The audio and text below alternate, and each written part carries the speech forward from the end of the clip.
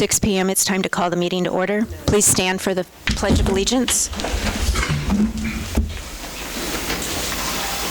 I pledge allegiance to the flag of the United States.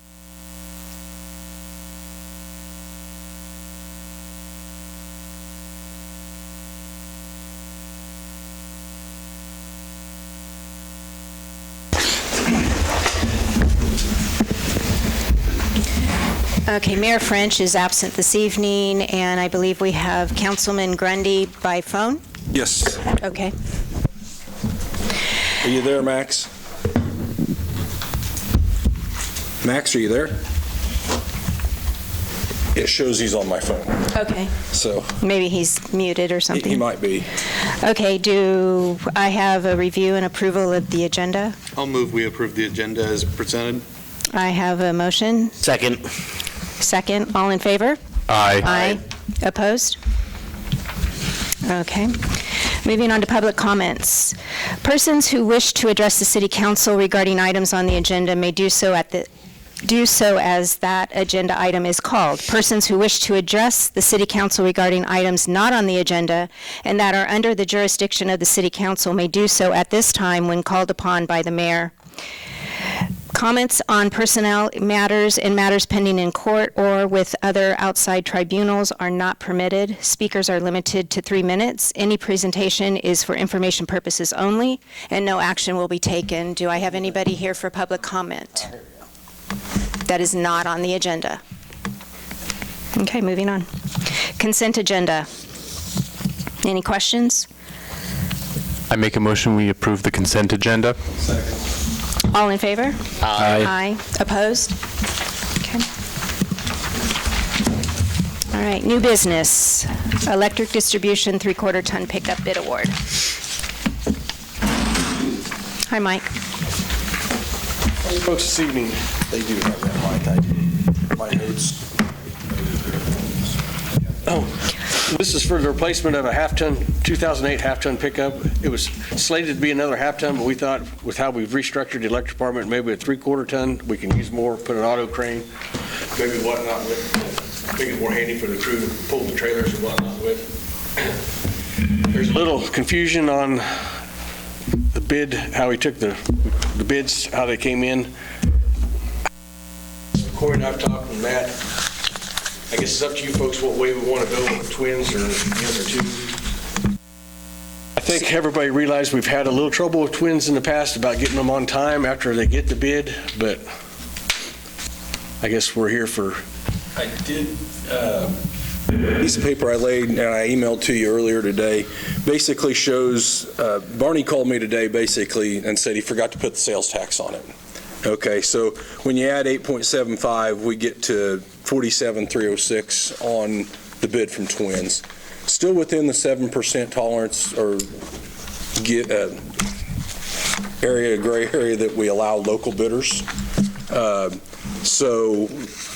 mean, it's up to you guys if we accept the bid or deny it.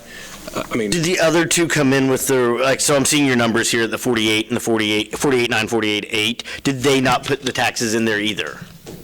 I know that Faulkner Ford did because it says right there, taxes, all taxes included. So so they're really 45. Correct. Okay. And I'm assuming that Shields did the same because it says in the second page that I laid there, basically has that yellow or orange highlight that the instructions say to include it. We didn't have it broke out on the bid sheet itself. Okay. We didn't call Shields, but like I said, the numbers that I've got out beside Shields and Faulkner is this, if you added 7% to their bid, to just give you a comparison of what Twins would be versus the 7% window that they have per purchasing policy. Mike, when you've said that we've had issues after they've received the bid with getting vehicles in a timely manner, how long are we talking about? Over a year on some of them, and some of them we didn't even get. We had to go elsewhere. Well, actually, we went elsewhere and get them all else. Shields aren't going to have the same problems. Just received one from Faulkner for the meter reader, and they were right on schedule. Wait longer than. Not 1 minute. We usually get one from Lewisburg, and we've got another half-ton pickup that the bid's open tomorrow or the next day. half-ton in the or a 1-ton in the Parks Department. Yeah. And I've already got a bid from Lewisburg and Shields on those. And actually, the Lewisburg, we've gotten 3 trucks of them, and we got them actually ahead of schedule from when they were slated to be here. Lewisburg. And what does our policy say about shopping local? It basically gives that 7% window. I'm fine moving forward with whatever staff recommendation is, but I really think we need to start looking at this 7% bid policy, and I think we need to have a council discussion on it. We keep being told, I keep hearing, I want the city run like a business, and I don't know a single business that would say, hey, if you're nearby me, I'll give you 7%, just right out there, because I think what happens a lot of time is that local businesses know they can bid up 3, 4, 5%, and we're going to give them the business rather than giving us their lowest honest bid. So, I'm fine moving forward with whatever company you all decide on this, but I really think we need to revise and review that policy of 7% automatic in there in the future. In the bid from Twins, it did say delivery date of May 1st approximately. You'll notice in my motion that to be delivered by May 1st. That way, if we don't receive it, at least we can say, hey, we'll go order it from the next lowest bidder or whatever. So is that a guarantee then if they don't meet the May 1st deadline that we just move on, or do we have to then I don't restart think the we need to come process? back to you guys. Okay. I mean, I think it's just a process of, tonight the motion is if it's not delivered by a certain time that you guys designate, then we move forward with something else. Corey, could you repeat that? I didn't follow. Well, in my motion, basically, on all of our bids, we typically put an estimated delivery date, and it's not in your packet, I don't believe. That's part of the condition of the bidding? Right. We just don't have it here? Right, yeah, it's in all this. I just gave you the one sheet. Yep. So it is, it's on that next page right there, Ben. Should be, I've got all of them paper clipped or stapled with that one page. So most of them generally have 90 days on them, is what they tell us. And like I said, I know Jason, the street department, the only bid we got on that 3/4 ton the last time we bought was from Shields. So we do have a Dodge in our fleet right now. And I don't think we had any issues getting it. Fleet is hard. Even my conversation with Barney this afternoon was the smaller dealerships just have a hard time getting those fleet vehicles. Well, they build them on demand, too. Right, and up there at Lewisburg or Olathe Ford, they've got them sitting on their lots most generally. Maybe not a 1-ton, but they've got a lot of half-tons, I think, sitting on the lot that it's just difficult for a local vendor of our size to get them in a Because timely manner. demand is much more up there in the city. I assume. I don't know. I do know the 2 instances, I don't remember who asked, but the 2 instances, one was Mitch's 2 trucks that was over a year before we basically said, hey, we've had enough, we're going to go get them. It was after, it was a year or so after. It was 2 years ago. And then the other Yeah, one, we waited 1 year to get 5 cars, yeah. then the other one was 2 patrol vehicles and the admin car Yeah. that we ordered.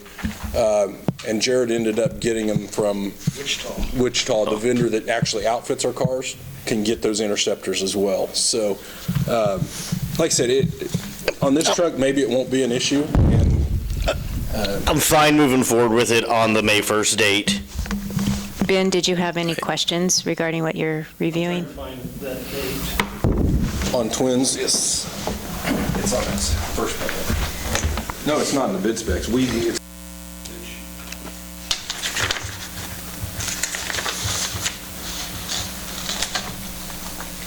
Okay, so that's not a condition of the bid, but now we're trying to decide if we accept their offer with a new condition of their bid. Well, they're telling us it can be here by May 1st. The new condition was adding the sales tax, right? Right? I mean, theoretically, that should invalidate the bid altogether, because they didn't meet the bid with the sales tax, and we gave them an opportunity to fix it. My only. But I don't want to go down that road. Right, but my concern is if we've had problems in the past, and then come May 2nd, we still don't have a vehicle, we got to start the process Process starts over over again, again, and yeah. essentially because of the timing. Arnie, can we get a vehicle by May 1st? Okay.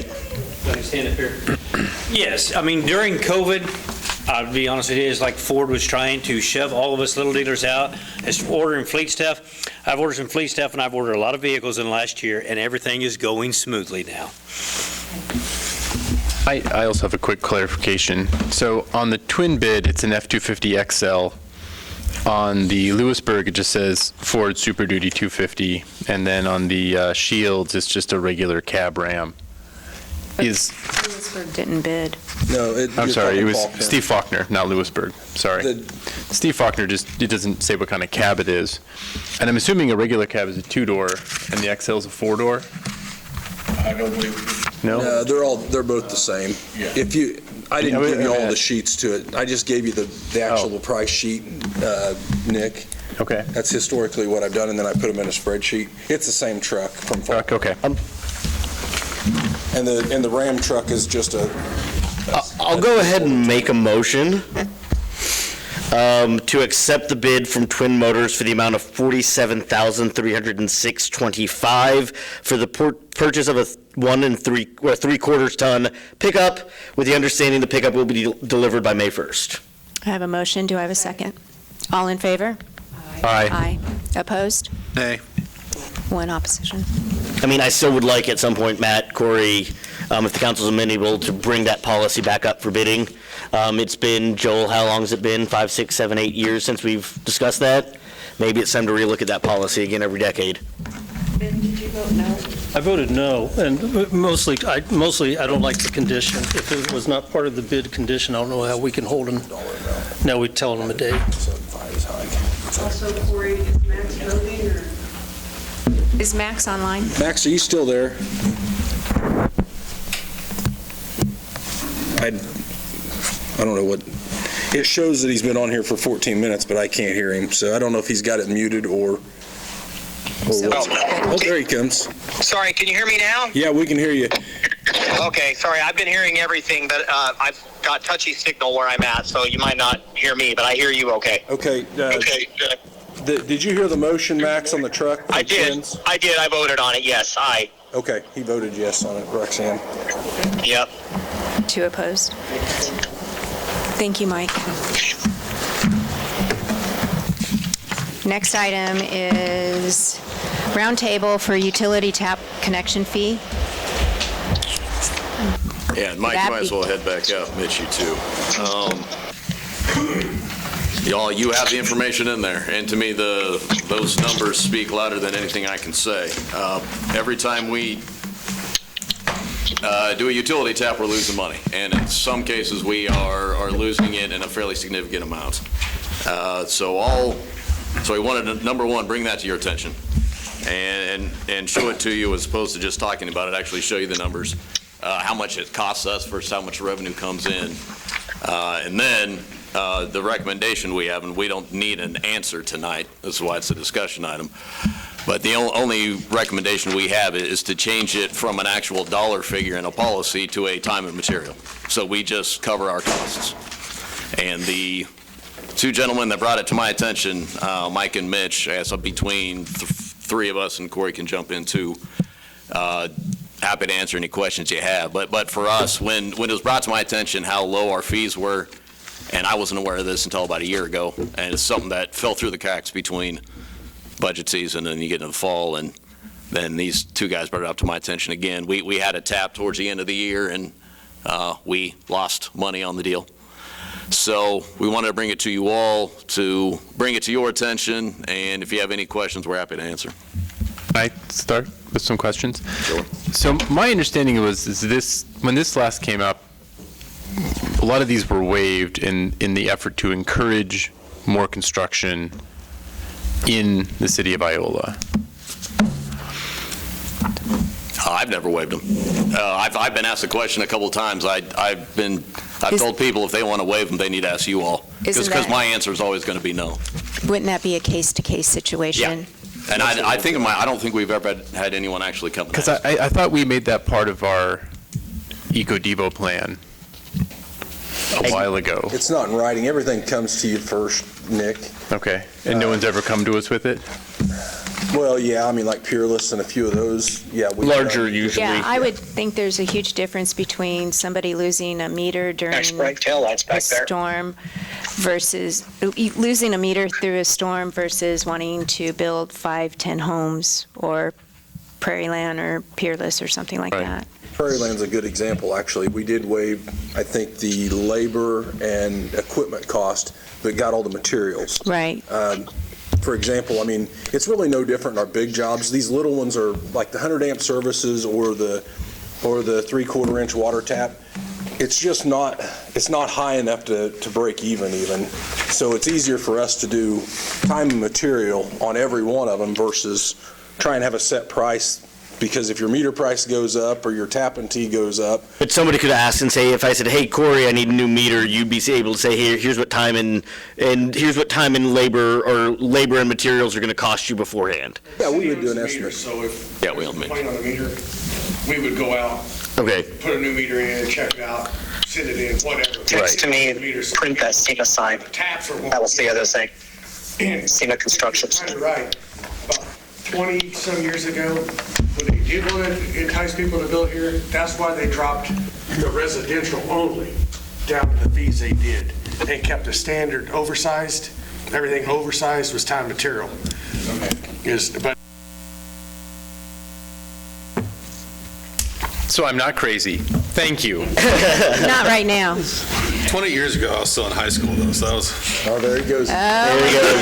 Yeah, there's the door, Josiah. Okay, we got to keep on task here. I keep being told people want the city to run like a business, and if we're going to run like a business, we're not losing money on taps and all the other stuff, and that's kind of what the call is right now from a lot of citizens. So, I mean, I don't, the enterprise funds are just that, they're run like businesses. I can't, $150 when you're losing $900 on it doesn't make sense, so I agree. What, do we know what our surrounding communities do?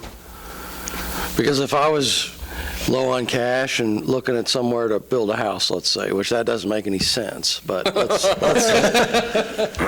I mean, we can make a lot of this money back if we get the business, but we're not going to make any money at all if we don't get the business. And most of the housing infill or something like that, Joel, is going to have a lot of the infrastructure there. So it's not going to be, it's mostly going to be a meter connect fee or something like that with the infill lots. Cedar Brook's a different story because you're dealing with the whole build out, right? But in most cases, it's not going to be very much. I think it's on one of the pages in your booklet, I think he shows the new taps for electric and gas in 2024. It was 7 for 100 amp meter set and like 4 gas taps. So, I mean, you don't make a lot of it. Now, you might make a bunch for garden plots, but you don't make a lot of money on it, you know. Okay. You might go out and make a new gas and water tap for a house 3 times a year, unless it's like Cedar Brook or something where you're making 30 of them. I have 2 things. First of all, we really didn't answer Joel's question as far as if we've checked other communities around us. So have we done that? Not during this process yet. Well, I know when Okay. the questions about tap And I fees? know this is Chanute don't deal roundtable with right now. the Yeah, questions about tap fees? It's all on the customer, yes. and you got to get an electrician to do it. So, Electric's a little different, and I know Evergy does that same way with the electric, is basically the meter from the pole all the way in, all that secondary is the homeowners. So if you had a storm and your meter was knocked down and your secondary from our pole or the transformer was knocked down, call an electrician. the city's not even involved. It's an electrician. Okay, and number 2, did you have a question regarding this agenda item? Okay, sir, just a second, please. I need you to stand up and come to the podium and state your name. My name is Fred Van Wyk, and my question is if you have a condemned house or a new house, then we're in charge of the meters. That's what you're basically saying, that everybody around here has to pay a fee for the meters? The meters do not belong to Iola at all. The meters belong, correct me if I'm wrong, the meters belong to the city, but from the meter to the house is the homeowner's responsibility. But then we have to pay a fee for you guys to come out and connect the meter. From the pole to the meter. That's your guys'. A connect fee. That's Iola fees, right? Yes. On top of the utility fees that we're already paying. Yes. Sure, but there's a cost for those utility, and the reason there's a connect fee is because our service truck physically goes out there and has to hook things up and turn it on. But yeah, on your situation, if we've already got like a meter pit there for water, it's a matter of us taking it and going out there and putting a physical meter back in the pit probably and hooking it back up. Okay. So that's what people that make only $7 minimum wage out here that are paying rent and stuff, and they own a house, and you guys are going to charge them too? On top of that, minimum wage, yeah, it's all good. That was my question. Thank you. My only question would be regarding this. I'm 100%, we need to recoup our cost of the materials. But where I'm a little iffy on is labor cost.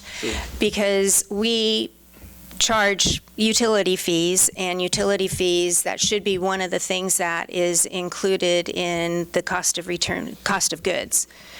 That's where I'm at on that. Anybody else have any other questions regarding this? I'd be fine with that. The material fees really sticks in my craw, because we shouldn't be losing money on a physical asset there. That we're paying for. That we're paying for. I'd be willing to do something with time. Okay, and like I said, this is just a discussion item this evening, nothing is. I think you're right, too, that I would like to see more what the other communities do. Okay. Of comparable size. What is Chanute doing is basically, Chanute and Fort Scott, I kind of view as our comparable regional areas. So what are their fees? I think the biggest thing is we don't want to lose the time and material or the equipment cost on those bigger build-outs. We need to build it into the estimate. Well, you guys write it off. Just for the standard cap. Right, this is just for the standard. Yes. So you're not going to have you're not going to see the service truck cost in there. It's going to be mostly a flat fee for the most part of material. Hour minimum in most cases, or two. A gas tap we made, what?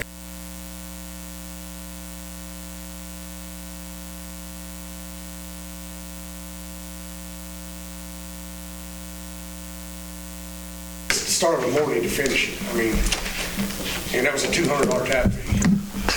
Well, anybody else would charge them probably well into a couple thousand. So. Well, can we have I'm sure different rates for the, Yeah. we just say, Yeah, ours is standard. maybe we need to understand it. Well, your meter's all the way over here, and yours is right here. When it says standard fee, it's a standard fee, no matter what. Yeah, that's why time. Every one of them would be truly just the cost of what it takes to install that one versus one that has 200-foot service line to it or something. Over and above just recouping what. In half a mile, turn right on the south 250th Street. Do we have any other questions? I'm trying to understand, when you say the city's losing money, I'm hearing the On the city's material losing cost, money. for sure. It's being absorbed, is that correct? Is that? Yeah, we're losing money on this aspect, but it is absorbed into the fund. But for the materials, we're definitely giving people materials for less than the cost of them. Right? Right. We're absorbing the cost into the overhead from running essentially the utility business. Are there anybody who would actually save money by going to time and materials because their jobs are so easy, like an infill project? Would you know? Well, some projects are going to be harder than others. Like you described, one of them was a very long one. One of them is just, you just have to throw in a meter and call it good. Are there some? Different fee. That's just a connect fee. That would come straight out of their office versus we're talking digging the main up physically. Okay. That's what's it, 20 something? How much is it? Yeah. So that's totally. Okay. So if the utilities are there, there's just the standard connect, turn them back on. But this is basically if I need it rebuilt, or if I need a new one, or I'm building new property. There are times. If you want a new tap, okay, gas or water, that's just where this comes into play. If you have a gas meter, water meter, whatever the case might be, and it's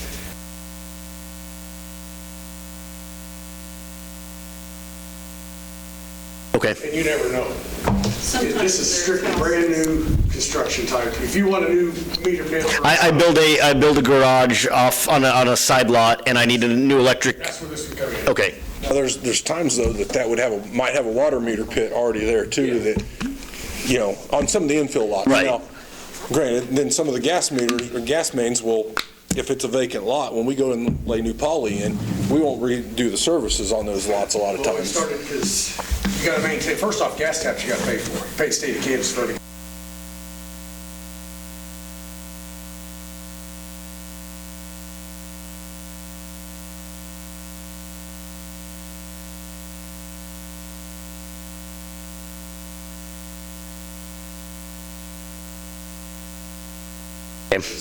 It's just a maintenance issue if you just let them sit out there. So when someone builds on that lot, they're going to have to pay for it. Yes. Oh, because it's been plugged in, it's been, It's been plugged and moved. okay. It's been long enough, the meter's gone, and Right. Any other questions? Okay. Let's move on to Allen Regional Transit gasoline purchases. Thank you. Have a good night. We'll talk to you in the morning. Is Mr. Keithley here? You want to come to the podium, please? So this item kind of changed, but I still wanted Jeff to come talk. In full disclosure, I'm the board president for Art, and Josiah is the vice president still. So we're both on the board of directors there. We don't earn any money. We do this because it's a service that we really think Allen County needs. I'll turn that back over to you. So it was a couple weeks ago, went and had a conversation with Corey and Matt about purchasing the city's fuel for our Allen Regional Transportation Service here in town. Corey then called me, I think it was Friday morning sometime, and kind of went over the logistics of it and kind of explained that there's going to be some sort of tax that's going to be on there that we wouldn't be able to do, that the city to be able to purchase the city's fuel or to, you know, even be able to save us any money off of it either. So there's a federal excise tax on gas purchases. There's two exemptions, basically. The state and local government are the two exemptions that don't get charged excise tax. We weren't aware of that when Matt and I sit down with him. You know, we thought it was going to be basically an in and out. We just charge them a little bit above just for the admin side of it to bill them and that kind of thing. Right now, we're getting it, what was our last bill, 230 something, Roxanne, 236 if I remember right? And I mean, he's buying it at it seemed easy enough until Dana made a call to Hample, and it's like, ooh, yeah, we can't do that. And so I know we can't do that, but will you share some of the information about Art, the number of rides we give, the service that we provide? Because I think, I know we're a newer organization, and I don't think it's fully out there, just the benefit to the community that your service is providing. And so I kind of try to give you that opportunity to whoever wants to hear it. And this is usually a good group when people say, hey, you know, I'm having trouble with my car, we know where to point them to. Well, I mean, in 2023, we give about 5,000 total rides. 2024, our total rides were 6,000. Out of those 6,702, 3,828 were just non-emergent medical appointments.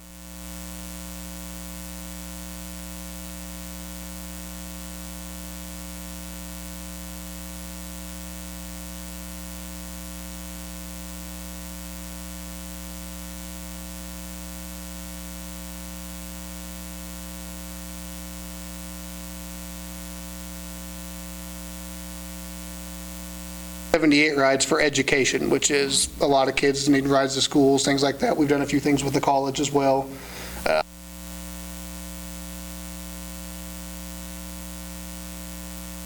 Bigger numbers that I kind of picked out and I thought were.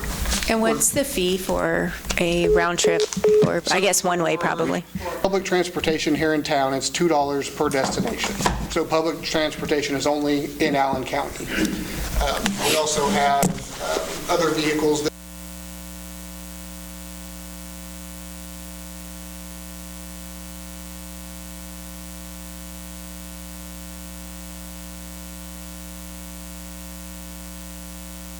5 miles, it's $30, and anything from 60 miles or more, it's $60, and those are all round trip. Oh, okay. Sounds like an amazing service to provide.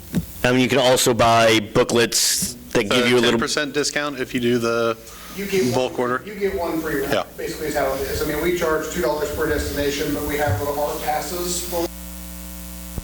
Buy one of those for $18, you get 10 rides, so essentially you get one free ride. It was actually just shared with us last week as board members. That first week in August that students are here, there was a student and his mother that pretty much every day had rides around town so that way they could get to know the town and get to the amenities that they needed. And it was, I believe, an international student. So art in general spawned from really the county, and then it's just been such a big impact, especially locally. And so it's tremendous work what Jeff and his people do for our citizens and also for the businesses here in the area, because if you think about it, those are rides that probably never would have happened without them, which means there's no sales tax, there's no other things that end up impacting the city and other entities. Now, hypothetically speaking, you've got a resident that needs to go to Neosho Memorial Hospital for a doctor's appointment or something, and they just don't have the $15 or $30. Are there, is there an additional program to help offset that fee? There is some additional programs. And I'm sorry, I always butcher this name, but we have a program that we use out of it's the Kansas Area Aging. They help us quite a bit. They've only got some funds that they do help us with. And, there's other times where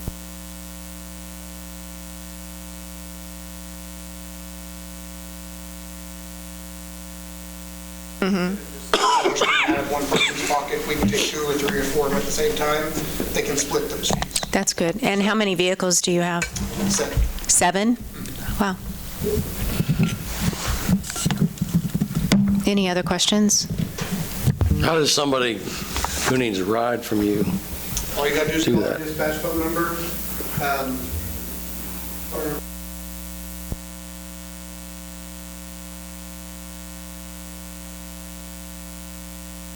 highly encouraged to do at least 72-hour notice. If it's just here in Allen County in our public transportation, most